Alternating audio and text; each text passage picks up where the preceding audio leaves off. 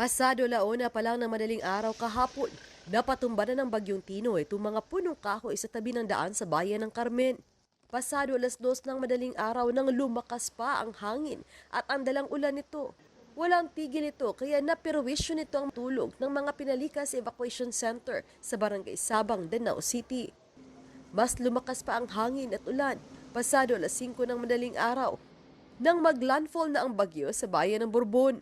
Napatumba ang malaking kabinet, mga saging, puno ng kahoy, natanggal din ang bubong ng isang bahay. Sa kasagsagan ng bagyo, isang may-ari ng bahay ang patuloy na nagkumpuni ng kanyang nasirang bahay. Pasado 8:00 na ng umaga nang humina ang hangin at ulan. Ito na ang tumambad, mga nagbagsakang puno ng kahoy at matinding baha sa National Highway.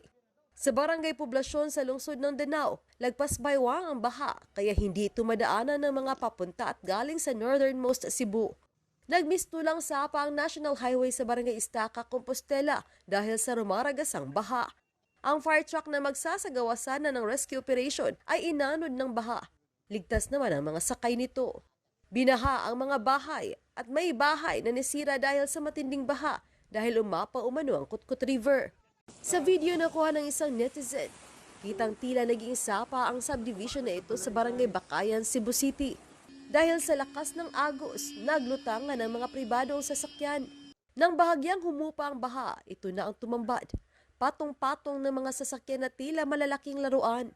Sa barangay Bakayan, umapaw ang sapa at rumagasa ang baha. Naabutan ng GMA Regional TV ang isinagawang rescue operations sa mga residente na naturang subdivision. Inuna ang mga matatanda, may mga karamdaman, bata at babae. Isa-isang nirescue ang mga stranded na mga residente palabas sa kanilang mga bahay. Marami sa mga residente ang hindi nakalabas nang umabot sa 10 hanggang 12 talampakan ang baha. Dahil malakas ang agos ng baha, pinili nilang manatili sa ikalawang palapag ng kanilang bahay. Dahil sa magdamag na pag-ulan, muntik nang umapaw ang tubig sa Guadalupe River.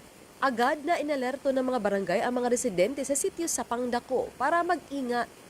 Ayon sa Pag-asa Visayas, naitala ang 183 mm na ulan simula 8 a.m. ng November 3 hanggang 8 a.m. ng November 4. Second floor ni nga mo ah.